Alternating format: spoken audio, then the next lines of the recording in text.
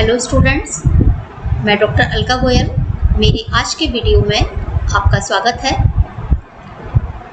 मैं आपको पढ़ा रही हूँ शुक्र नीति और अभी तक स्टूडेंट्स आप शुक्र नीति के 8 वीडियो में अध्ययन कर चुके हैं और इन वीडियोस में मैंने शुक्र नीति का रचनाकाल, शुक्र नीति के विचार, जिनमें राजा की उत्पत्ति, राज्य की उत्पत्ति, राजा के ऊपर प्रतिबंध, राजा की कार्य, समाज व्यवस्था, प्रशासनिक व्यवस्था, न्यायिक व्यवस्था, परराष्ट्र संबंध, सप्तांग सिद्धांत, इसके अलावा शुक्र का योगदान, मूल्यांकन और इन सभी में जितना संभव हो सके मैंने क्वेश्चन आंसर देने का भी प्रयास किया है।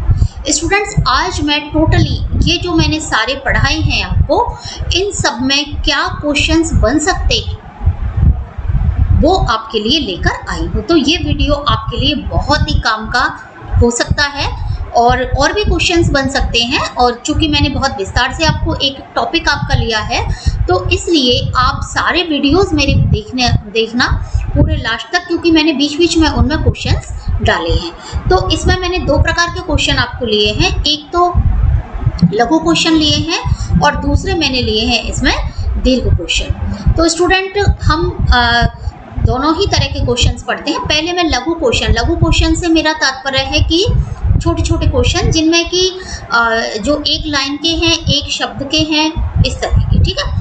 अब इनके आंसर मैं आपको नहीं बताऊंगी क्योंकि इनके आंसर तो आपको मेरे वीडियोस में से ही लेने पड़ेंगे और ये संभावित हैं जो कि किसी भी परीक्षा में पूछे जा सकते हैं। तो शुक्र नीति से हम स्टार्ट करते हैं। शुक्र नीति सार में कितने श्लोक हैं ये आपको जो रचना, इसका जो शुरुआत है, सबसे पहला वीडियो है कितने श्लोक हैं, शुक्र नीति में कितने अध्याय हैं, क्योंकि हर एक में मनुस्मृति में अपने अध्याय हैं, 12 अध्याय हैं, जैसे या हम कहें कि अर्थशास्त्र है उसमें 15 अधिकरण है, ऐसे ही शुक्र नीति में कितने अध्याय हैं।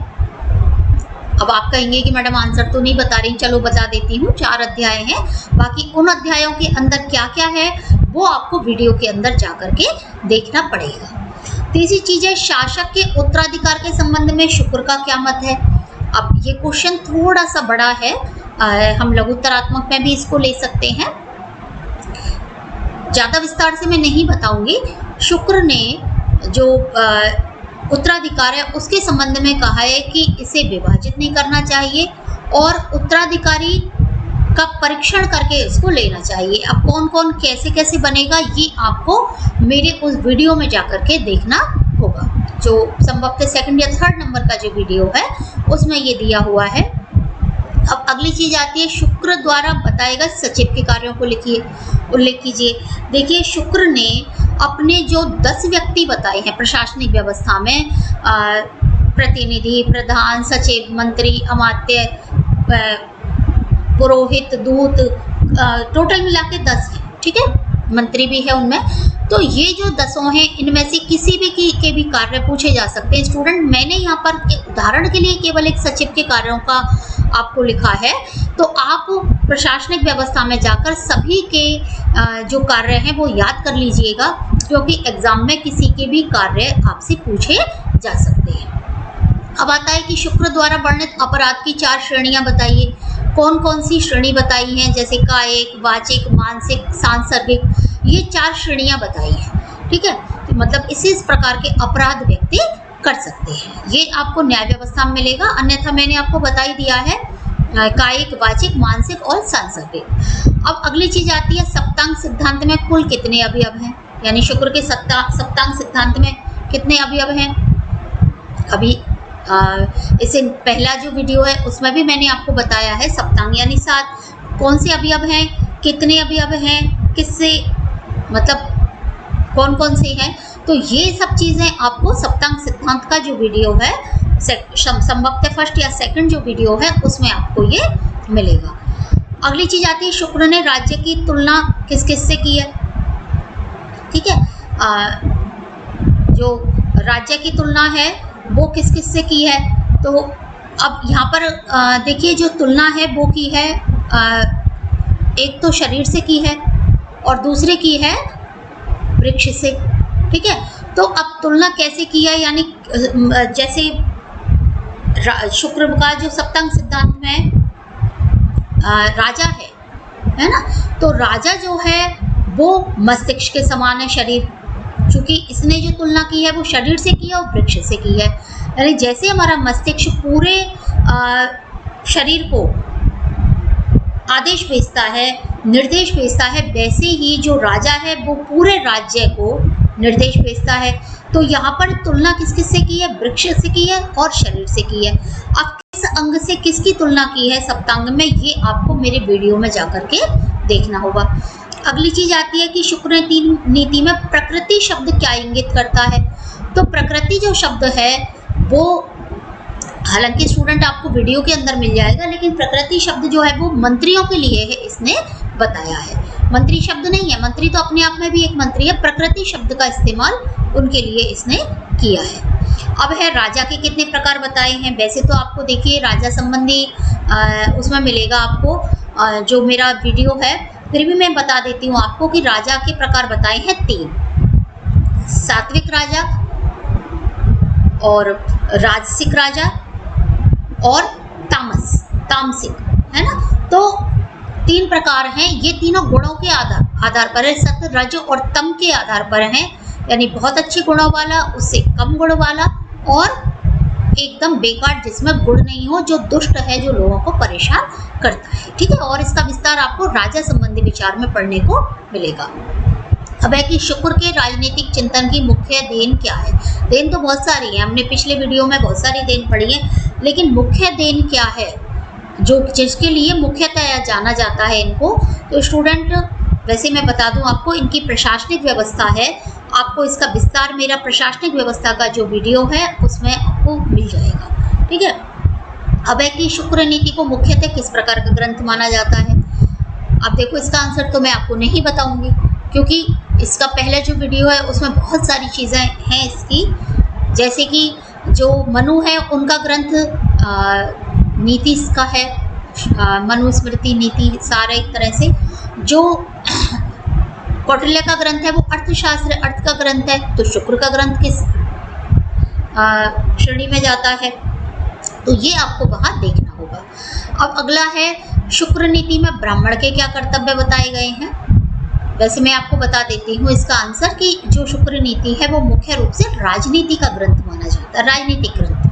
ठीक है, अब ब्राह्मण के क्या कर्तव्य बताए हैं, देखिए मैंने आपको समाज व्यवस्था पूरी दी है, सभी वर्णों के कर्तव्य हैं, चारों वर्णों के कर्तव्य हैं, केवल ब्राह्मण के कर्तव्य ही नहीं, आपसे वैश्य, क्षत्रिय, शूद्र किसी के भी कर्तव्य पूछे जा सकते हैं स्टूडेंट, तो आप उस वीडियो में जाकर के सभी के कर्तव्य याद कर लीजिएगा। अगली चीज आती है कि राजा के प्रमुख कर्तव्य कितने बताए हैं।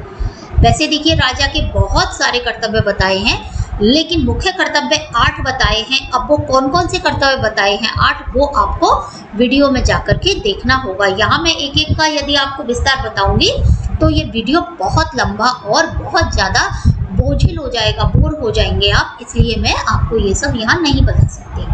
अब है कार्यों के आधार पर शुक्र के राज्य का स्वरूप किस प्रकार का है। यानी कार्य है कि एक तो होता है कि अनिवार्य कार्य और एक होते हैं अनिवार्य और इच्छित, दोनों तरह के। तो यहाँ पर मैं चूंकि छोटा सा आंसर है कि वो लोक कल्याणकारी स्वरूप इन्होंने राज्य का बताया है, तो स्टूडेंट ये मैंने आपको आंसर बता दिया है। इसके अब ये कहें हम आगे की लोक कल्याणकारी कौन कौन से कार्य हैं, तो वहाँ आपको मेरा राज्य के कार्यों का वीडियो देखना होगा। ठीक है, अगला हम आते हैं शुक्र के अनुसार ज्ञान की 4 विधाएं कौन कौन सी हैं। पहली बात तो ज्ञान की विधाएं कितनी है, यही क्वेश्चन आ जाएगा। ठीक है, अब विधाएं कौन कौन सी हैं, हम विधा भी कह सकते हैं, शाखा भी कह सकते हैं, जो ब्रांचेस होती हैं। तो ज्ञान की 4 विधाएं त्रयी, वार्ता, आन्वीक्षिकी और दंड नीति हैं।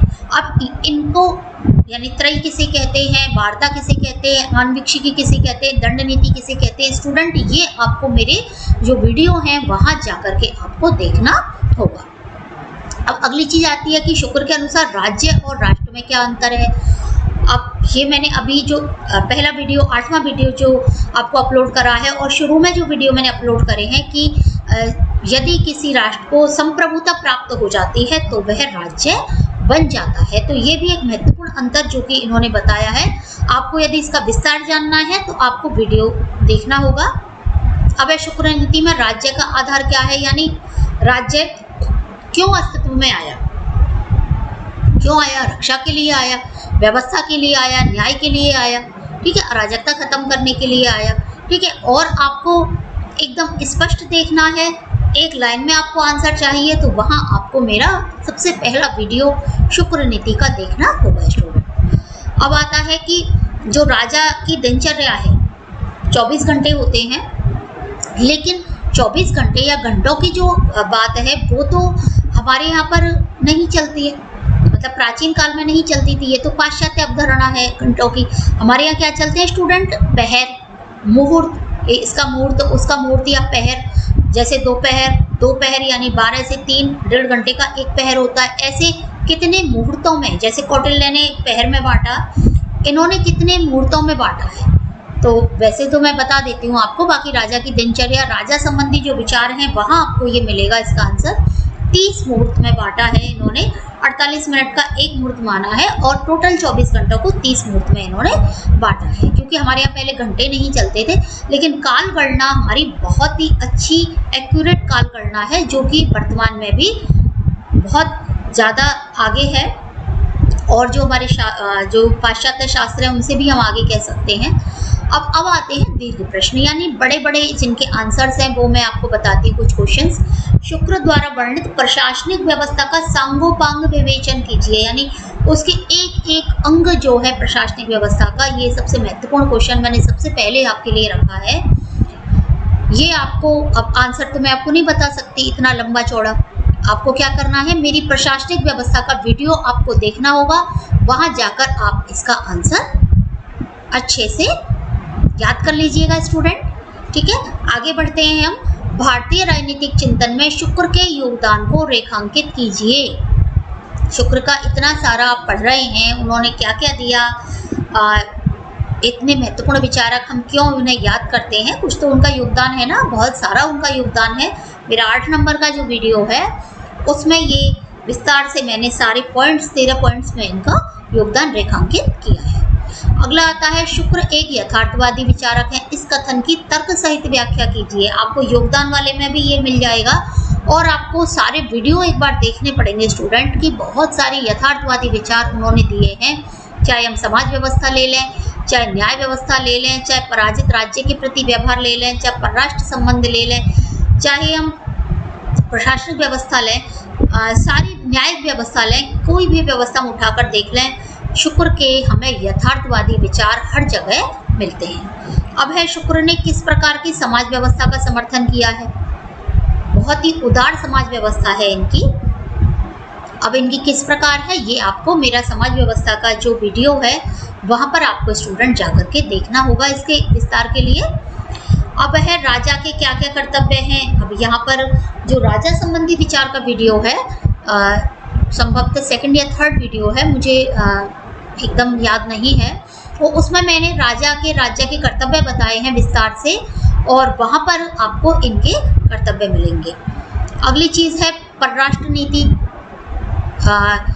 की आलोचनात्मक विवेचन कीजिए। परराष्ट्र नीति जो मंडल सिद्धांत तो इन्होंने बताया नहीं है, इन्होंने 4 राजा बताए हैं, इन्होंने षाड्गुण्य नीति बताई है, उपाय नीति बताई है, युद्ध संबंधी विचार इनके, गुप्तचर व्यवस्था, दूत व्यवस्था, पराजित राष्ट्र के प्रति व्यवहार और सेना, ये सब इन्होंने परराष्ट्र नीति में बताया है। अब इनका आलोचनात्मक अध्ययन आपको यदि करना है तो वो मेरा आपको परराष्ट्र नीति का वीडियो, उसका अध्ययन आपको करना होगा, वहाँ आपको इस क्वेश्चन का पूरा आंसर मिल जाएगा। अगला आता है स्टूडेंट की, शुक्र ने राजा की सत्ता पर क्या क्या नियंत्रण लगाए हैं। तो राजा की सत्ता पर बहुत सारे इन्होंने लौकिक, पारलौकिक, धार्मिक, भौतिक, इतने सारे प्रतिबंध लगाए हैं। बहुत ही यथार्थवादी चिंतन यहाँ इन्होंने दिया है कि राजा जो है वो केवल प्रजा का सेवक बनकर रहे, यदि राजा दुरुपयोग करता है सत्ता का तो प्रजा उसे सत्ता से हटा सकती है, और बहुत सारे नियंत्रण राजा पर लगाए हैं। तो क्या क्या नियंत्रण लगाए स्टूडेंट, वो तो आपको मेरे सारे वीडियो जो हैं वो आपको देखने होंगे। तो स्टूडेंट, हमने बहुत सारे दिनों से हम शुक्र नीति का अध्ययन कर रहे हैं, 9 वीडियो मैंने इसके आपको बनाकर अपलोड किए हैं। स्टूडेंट बहुत मेहनत भी लगती है वीडियो बनाने में, तो आप ये मत सोचिएगा कि ऐसे ही वीडियो बन गए हैं। बहुत सारा अध्ययन मैंने किया है और मुझे उम्मीद है कि आपने मेरे सारे वीडियो पूरे देखे होंगे। आपको कहीं भी और कोई विचार इनके यदि आपको लगता है कि मैडम ये विचार हमारा रह गया है शुक्र नीति में, या ये हमें समझ में नहीं आया, तो आप कमेंट बॉक्स में डाल दीजिएगा और मैं आपको उस पर वीडियो और बना करके अपलोड कर दूँगी स्टूडेंट। और जो भी आपको वीडियो चाहिए किसी भी विषय पर, पॉलिटिकल साइंस के विषय पर, तो आप मुझे कमेंट बॉक्स में डाल देना और मेरे वीडियो को पूरा देखना, शेयर करना अपनी फ्रेंड्स को भी, अपने और साथ के स्टूडेंट्स को, और मेरे channel political science for college student को सब्सक्राइब करना। धन्यवाद।